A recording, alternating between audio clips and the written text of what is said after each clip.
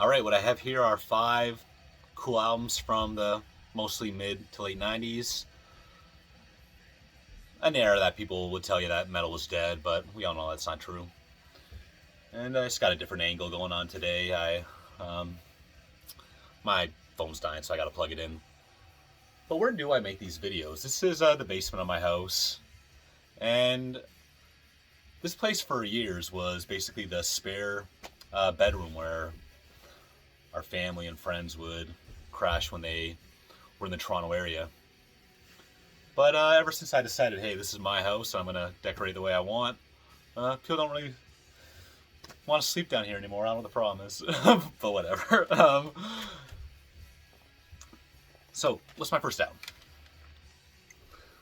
Blind Guardian, Imaginations from the Other Side. Blind Guardian are a German power metal band. They formed in 1984, and they're still around to the present day. This was, I believe, their 5th full-length album, and it came out in 1995. A lot of long-time fans will tell you that this is the best one, but I don't know that many of their albums, so I really can't comment. But I remember Blind Guardian came to my attention when the follow-up album to this, Nightfall in Middle-earth, that album was a big deal. It was presented as a production like no other in metal. Just years in the studio, spent a ton of money recording it, a lot of tracks, a lot of layers. And that album was impressive, but power metal's never really been my thing. But I did find the sound for a good price several years ago.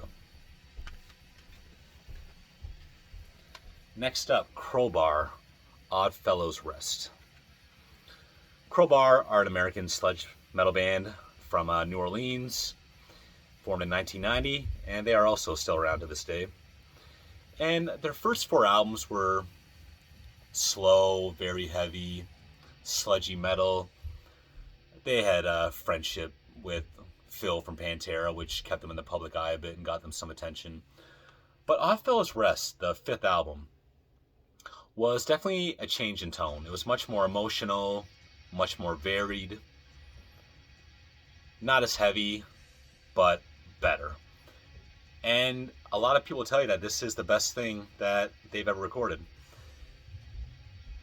And I don't know every single Crowbar album, but from what I've heard, I would agree for sure.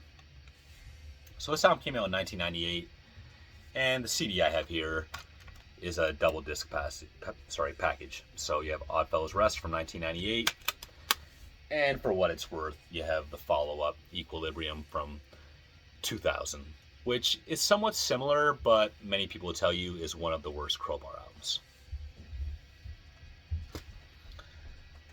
Next up, Moonspell, Irreligious.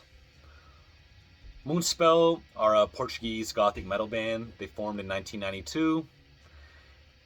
And this one is their 2nd album. And it came out in 1996 on Century Media. In 1996, that was probably the year where I first began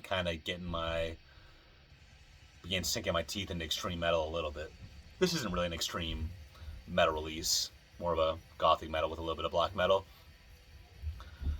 But this is when black metal was getting big, and it was just the age around 14 when I went from the Metallicas and Panteras and classic rock into a little bit more underground.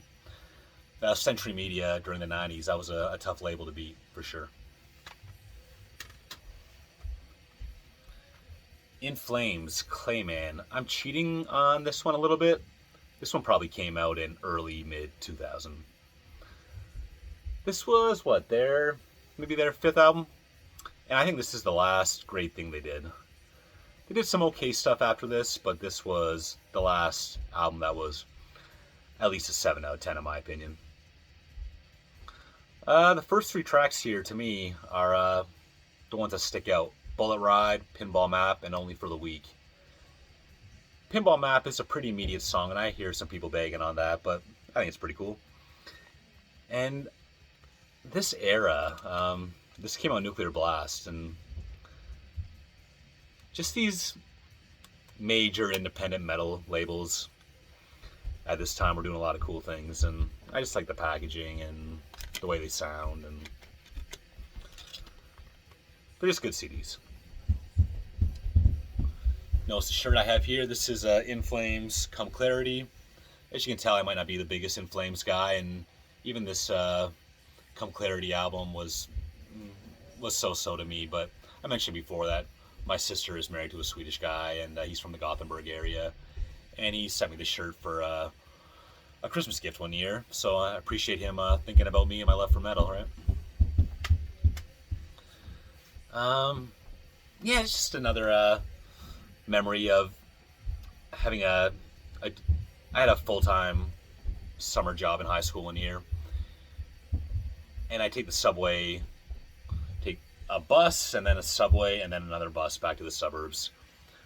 But for my Toronto people out there, if you remember the HMV Superstore on Queen Street, or sorry, was it Queen Street? It was Queen Station on Yonge Street, I think.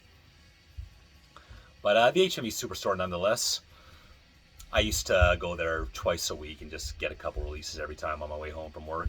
And that was quite the metal section they had. And I just remember you walk towards and they had that big display section of all the new releases. And I remember it like yesterday picking this CD up from the rack. Finally, Nashville Pussy. Let Them Eat Pussy. Nashville Pussy are a rock band from Atlanta. They formed in 1996. Still around to this day. They put out 7 albums, all solid, but the first couple to me are the classics. I already talked about High as Hell, their second album, on a different video. That's the best one. But this is their debut album, and this one's almost as good.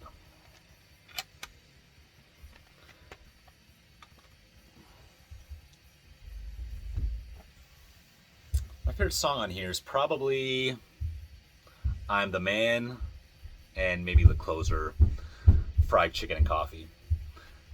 This was put out on Amphetamine Reptile Records, but I think, see, these came together. This says Eat More Pussy, and it's an EP that was packaged together with it when I bought it. But this was on Mercury, same as the album after, High as Hell. So it seems like Mercury put out the Amphetamine Reptile version with this this new EP attached to it. Great band. I remember when I was in college, they played like a local bar, and I don't know how I missed it. Just wasn't going to shows by myself back in those days, and most of my friends were into rap and stuff. But that's it. 5 great albums from the 90s. Thanks for watching.